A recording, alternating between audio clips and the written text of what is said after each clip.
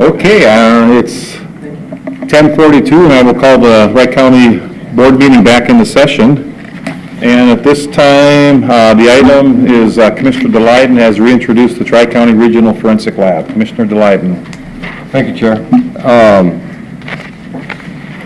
I do not intend to bring this to a vote today. I just want to bring my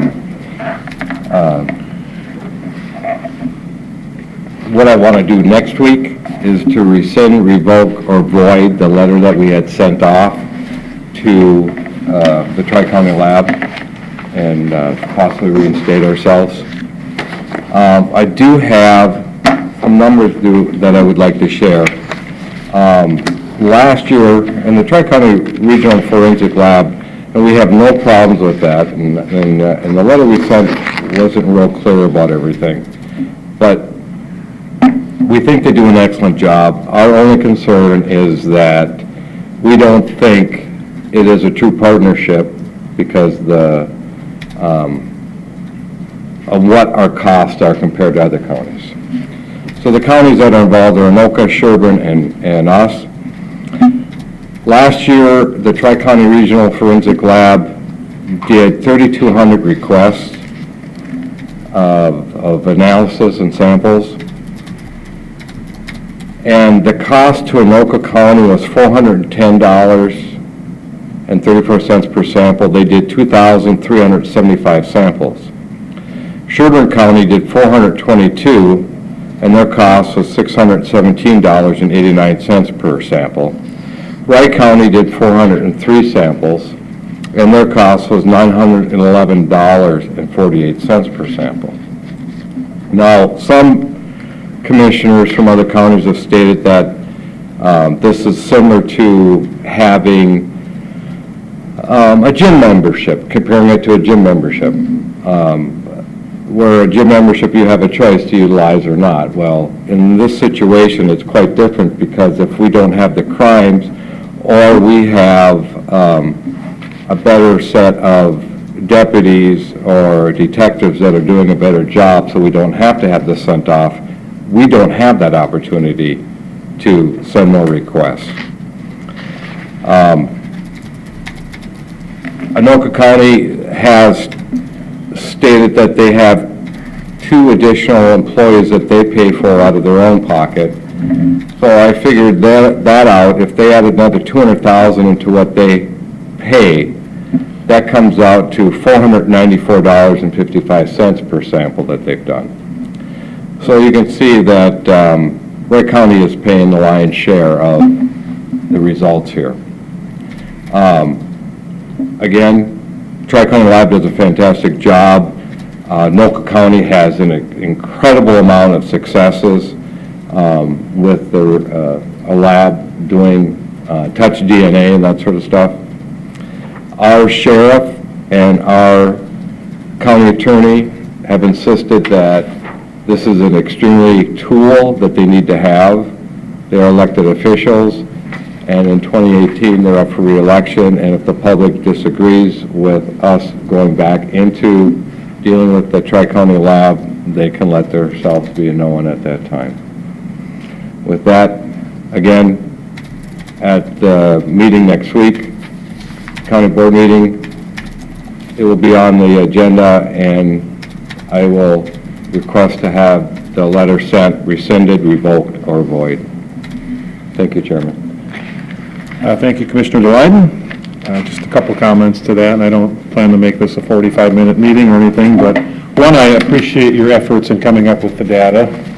And as I think you believe, the data clearly indicates that we're paying more than we ought to pay, and I appreciate your efforts to get that message out to the commissioners from other counties. And quite frankly, I'm both surprised and disappointed that they don't see the argument and understand the argument and want to find fairness. Relative to Sheriff Hagerty and County Attorney Kelly being up for office, I'm not sure whether either or both of them are running again next time or not, but it is this board which is responsible for contracts, and it's us that has the authority to do that. So I think it's the commissioners that act on this that should be judged by it, not necessarily the sheriff and the county attorney, because again, it's not their statutory responsibility to enter in that contract. They can tell us how they feel, and I guess we can act on it, and certainly they both support it. I guess, one last thought I would have is, and I know, Charlie, you've communicated with them briefly, I don't know to what extent you've reached out, but, I wouldn't mind seeing some reach in, and we probably should have started this a couple months ago, but what exactly can the BCA do for us better than they could in the past, and is that a better alternative than all or nothing, right, the all or nothing approach? Is there a hybrid with the BCA, and can we, in the next couple of weeks, look into that? And Mr. Chair, in good spirit, in the way that this board gets along, which I think is really well, I'm not even going to oppose Mark's thing at this point right now, but I would like this board to look toward the future. I talked with, and I believe he's either the superintendent or the assistant superintendent at the Bureau of Criminal Apprehension, and I've talked possibly about having Wright County bring a DNA specialist, pay for that person down there, which would be that 80 to 100,000. I think we've heard some numbers like that. And then I said, if we did that, we're certainly not going to be employ that person all the time. At that time, would you consider doing some piecework? And I'll be just hypothetical here a little bit, but let's say it costs $3,000 to do a touch DNA, something that they would not normally fit their criteria. Would you be able to do that and try to make some money and charge $4,000? Because then you could have other counties from around the state that might say, you know what, we had an auto theft here, but we think it was this really bad guy, and we're going to sample it, even though there was no tool, because the BCA's criteria now they would test the DNA if there was a tool, like a screwdriver that they used to break in, but they're not going to do it with just the steering wheel and the mirror, whatever, on the car. So, and he didn't make any commitment at that time, but he said he would be open to discuss it.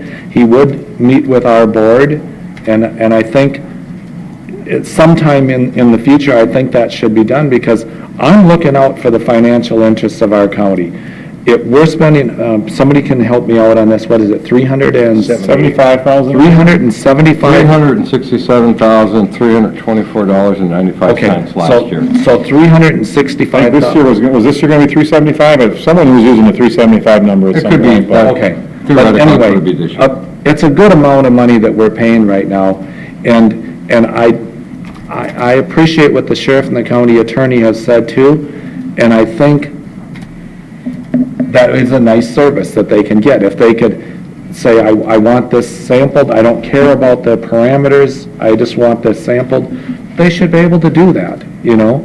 And there should be a lab somewhere that we would be able to do this piecework. And if the BCA would do that, or ANOCA would do that, we don't need to be part of that organization, because the BCA on anything serious, we go to them anyway right now. When we had the big case down in Howard Lake here, they went to the BCA. And the BCA, if it meets their criteria, they're a great lab. The sheriff acknowledges that, the county attorney acknowledges that. Both of these labs do great work. So, but I just think if there's a way that we can get the same level of service or very similar at a lot less money, I think we need to look into it. So, but and if BCA is willing to do something, if they're not, well then, you know, then we're. I guess two questions, do we try to do that in a short period of time? I don't think we could, unless we waited more than. This is the total amount average for all of them then, $500? $582. I have a question too then.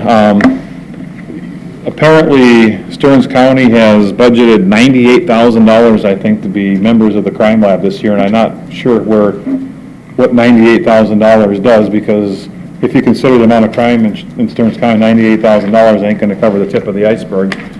But do we know, Chris, where Stearns, did I say Stearns County or St. Cloud? St. Cloud, Okay, yeah. St. If Cloud. there's, Do we know where St. Cloud, and St. Cloud County, or St. Cloud has budgeted $98,000, do we know where they are? no, I don't know if they're going to be able to come on board. They were hoping that we'd set up a lab in St. Cloud also, so, because they've got a facility. So things are. Well, And I guess the point I'm trying to make is if the average cost is $500, and right now, see, and it's kind of funny, I mean, Sherburne is subsidizing Anoka County too, and I've been saying that for 10 years, and I don't know if they've seen your $500 number there or not, but, so if you're a Sherburne County resident, you can ask your county commissioners why they want to pay part of that $90 for every one of Anoka's counties, because they're subsidizing Anoka County as well, paying $617. We're subsidizing them substantially more. But if St. Cloud joins the group, I've been to St. Cloud, I'm familiar with St. Cloud, I think all of you are. The north side of St. Cloud has a lot of crime in particular. I mean, there's a lot of law enforcement issues in St. Cloud. I can tell you, without looking up the data, probably guessing pretty well that the crime rate in St. Cloud is higher than it is in Wright County. So if St. Cloud comes on board, guess what? We're going to be subsidizing St. Cloud. So we won't just be subsidizing Anoka County, we will then be subsidizing St. Cloud as well. So I don't know how they're going to, if they're going to try to get them on as members, and if they do, they'll have to go through the agreement again. But I don't know at what point in the future this county board sticks the shovel in the ground and doesn't move it. But I know people have said 2017 is the year now, and I'm not sure what's different about 2017 than today, but I'll leave it at that. Anybody else have any comments? Yeah. So this will be placed on the agenda next Tuesday then, Correct. at the request of Commissioner Delighten. Anything else, Mark? Nope, okay. Minutes, Chris. All right. We had a committee of the whole on February 2nd, and it was a state Homeland Security Emergency Management presentation by Director Joe Kelly, who was related to someone in this room, we found out. Anyway, it was just quite a comprehensive presentation and very well done.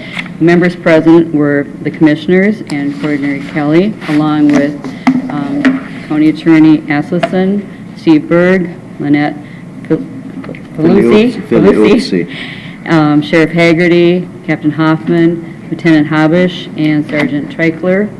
And then along with Joe Kelly from Homeland Security was also Gina Summers, who is the Region 4 Program Coordinator, so she's our contact in this area. And basically, Mr. Kelly said the mission of the Homeland Security Emergency Management is to help Minnesota prepare for, respond to, and recover from natural and human-caused disasters. And he's charged really with helping the communities get back to normal as quickly as possible after an emergency or disaster. And he said the state has 6 regions, and we're in Region 4. And Gina Summers is available to us to answer any questions and provide resources and serve as the eyes and ears in Wright County. Mr. Kelly said that Minnesota is one of the most disaster-prone states in the country. And Wright County has had 15 major disaster declarations since 1965, averaging 1 every 4 years.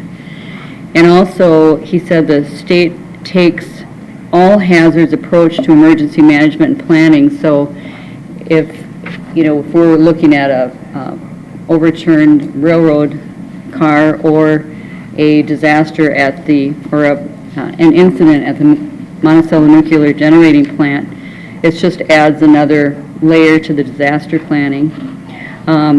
He asked if we had any potential concerns, and Sheriff Haggerty mentioned the number of railroad cars that cross the county every day. And Commissioner Potter discussed also the need to expand the I-94 to Monticello to facilitate the evacuations in case of an incident.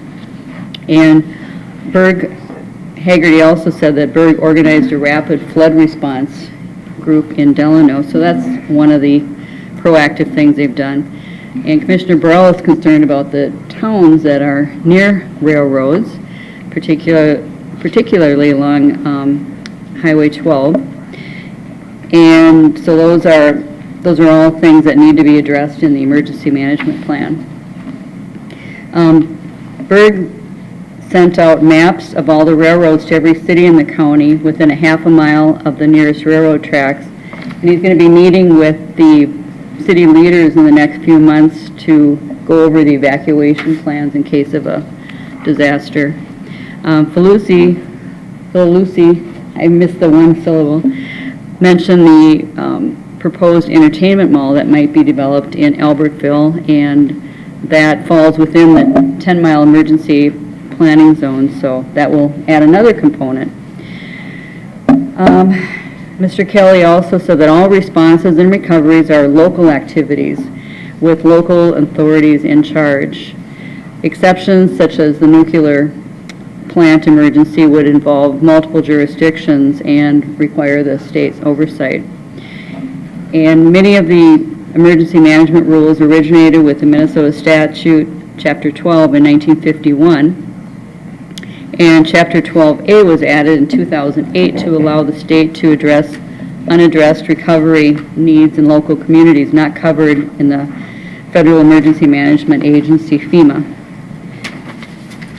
Let's see. Then in the Division of Emergency Management, DEM, and its responsibilities provide emergency management training, a local emergency operations plan, and the nuclear power plant emergency planning. The DEM gives the governor direct operational control during a variety of emergencies. The county is required to have an emergency management director and one or more deputy directors appointed by the county board. Emergency declaration will invoke the Emergency Operations Plan, the EOP, and open the Emergency Operations Center. And he defined an incident as an event that requires a response, like say a car accident. An emergency is a response that requires extraordinary powers, resources, and authorities above and beyond the day-to-day events in local community. For example, a truck carrying a hazardous materials overturns and spills on the local highway. Disaster is defined as an incident that requires greater response than the resources of a local community and triggers requests for assistance from state and federal governments. A disaster involves recovery efforts to put the community back together. In order to get a disaster declaration from the governor, the county or local entity must issue an emergency declaration. The Federal Stafford Act requires the state of Minnesota to incur over $7 million in damages to be eligible for FEMA assistance, and that equates to $1.41 per capita. So Wright County must incur a minimum of $445,179 in uninsured damage to public infrastructure, or $3.57 per capita to qualify for a share in those funds. So Mr. Kelly stressed that it's really important for local entities to apply for these, so we make sure that we meet our quota, if you want to apply to be eligible for assistance. If we don't meet the $7+ million damage threshold, then no FEMA assistance would be available. But we do have the Stafford Act to fill in the gap in that situation. Anyway, the county threshold is cut in half to $1.785 per capita, or $220,589.50. If the county incurs that amount in documented damage to public infrastructure and the governor declares a disaster, the state will reimburse 75% and the county will absorb the remaining 25%. And there's also other programs for individuals if they have unemployment, housing, small business loans, that kind of thing for assistance. And in the emergency management performance grant, depending on the level of emergency, Mr. Kelly said the state would ask the president to declare an emergency, or the county would ask the governor to do so. So FEMA is trying to create incentives for state and local jurisdictions to mitigate recurring disasters. Wright County receives $53,061.21 per year for this grant, and it also requires a 1-to-1 match of local funding. So we must meet these requirements, and it must be used for emergency management, staff positions, planning, exercises, training classes, public awareness campaign, warning systems, and the Emergency Operations Center. So anyway, it was quite a comprehensive meeting, and people that in the viewing public can look at our packet and go through the different slides that have also been included in the packet. And the information is from information only, Mr. Chair. Okay. Is there a motion on the accuracy of the minutes? I'll make a motion to approve it. Motion by Delighten. Second. Second by Potter. Any further discussion? If not, all in favor say aye. Aye. Opposed, same sign. Motion carries unanimous. At this time, we've reached item 8 on the agenda, which is the closed session. You want to do advisory committee? You want to move That those? Oh, Items. you're right. I guess I neglected to see that. Item 7, advisory committee, advisory boards. Any updates? Mr. Chair, just a quick one. I was at the Buffalo Safe Schools meeting last week, and just to give a little shout out to, the Buffalo High School is having, their student council is having Rave Week, and they're inviting you to rethink homelessness. So Kristen Clow is a program supervisor at Hope for Youth. It's a drop-in center in Anoka County, serving 16 to 23-year-olds who are at risk or experiencing homelessness.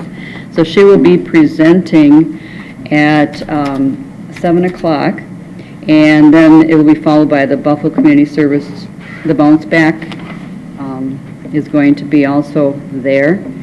And they're asking members of the community to bring any hygiene items if they so desire to. We're going to be assembling hygiene kits for people on the go, basically. So that is Friday, February 26th at 7 p.m. at the Buffalo High School Performing Arts Center. And that's all I have. Okay. Mike? Mr. Chair, the Library Board Finance Committee met last night, and basically was to simplify the budget process of the Library Board. As Commissioner Swatsky knows, it's pretty complicated. We're trying to get it more like a baseline budget that's been adopted by Benton County, and that seems to be the flavor of most of the counties. So that committee is working towards formulating that plan and bringing it forward to the full board, and that was about the gist of that. That's it. Well, let's see here. You didn't mention anything about the owners' meeting that we were at, and the one thing I do want to mention relative to the owners' meeting is Mike and I took a tour along with other members, but also for everybody here on the board, if you'd like to tour the new facility, a good time for you to do it would be next Thursday, the 3rd, at 10:30 when we have the next owners' committee. We just kind of thought the board wanted to join along with our tour because we're going to take one. That would be good. That way the construction manager's not kind of having people showing up at different times. You can kind of have maybe one larger tour there that day if anybody wants to see Thursday, it. the 3rd, you mean the 3rd Thursday? Thursday, March 3rd. Did I say February 3rd? Yeah. you said Thursday, that. March 3rd. Okay. It's this it's this calendar here I got. It's the 3rd of March, but it says February up there. What kind of a calendar is that? Actually, you didn't say February, you just said the 3rd. It is February there. Yeah. No, February 29th. that's March 3rd. Yeah, well, it says March right there. Right where your thumb was. And that's where my thumb was looking at it too, but, so anyhow, it will be the 3rd of March at 10:30 if anybody wants to join us. We'll be having the owners meeting afterwards, but the first thing we'll do at Okay, the tour? 10:30 is do the tour, so. Okay. Let's see here. You mentioned Bertram. Bertram, Mark and I had a Bertram meeting last Friday, and the biggest thing is we're looking at some proposers to kind of do some drawings and create proposals for the layout and design of the stuff we're going to be looking at doing this summer with the grant money, and we've got it honed in with 3 groups, SGA, PSG, and LAUC, that we're going to be WSB. WSB. Did I say PSG? Yeah. PSG used to run the compost plant at WSB. WSB, Lauk, and Brian remembers that name. Lauk and SGA is the third one, so, we'll be visiting with them today, because Mark wants to move quickly because he wants to get construction started quickly because of that, the grant we have available, so, we'll probably pick someone today, my guess is. I had Magic Board yesterday, that's why I wasn't at Human Services. The one thing I'll take out of that meeting that's of interest probably here, we've got someone that gives us a financial forecast in depth, a pretty knowledgeable gentleman, and he continues to say that the increase in interest rates is going to be slow and over time. So relative to our refinancing those one particular bonds, it would appear as though at this point yet, it still seems like waiting and not refinancing that one was the best decision. Now, we won't know till we get there, but like I say, he expects the increases in the federal rate to be small and slower, and much more slower change than you typically have seen in history in the past, so. Mark? I've got nothing. The only thing I had, Mr. Chair, is we have a joint ditch meeting. It's been scheduled for February 25th. After that meeting, I was going to have a joint JD 14 repair meeting, and we had the commissioners from Meeker County and McLeod could not make it, so I've asked Jan to do a doodle to reschedule the JD 14 portion of that meeting. So if anybody was planning on attending that, we'll do that at a different time. Okay, thank you. So at this time, then, we've reached item 8 on the agenda, which is a closed session to discuss lawsuit Rebecca Otto versus, I guess, the citizens of Wright County, and we're going to discuss that. We'll move into the back room and discuss that at this time.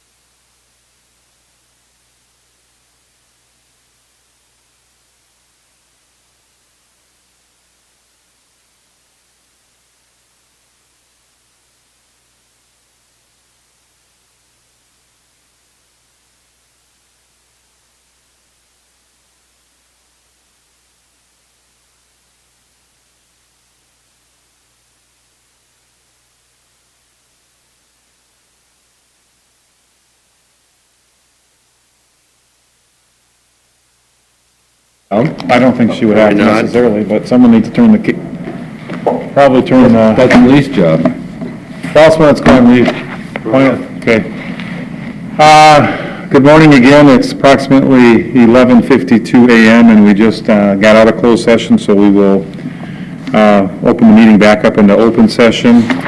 The last item was the final item on the agenda, so at this time, at 11:52 a.m., we will adjourn. I guess probably just one announcement to make is that there will be a closed session, again, on next week's agenda relative to the issue with the state auditor. So there being no further business, we are adjourned at 11:53 a.m.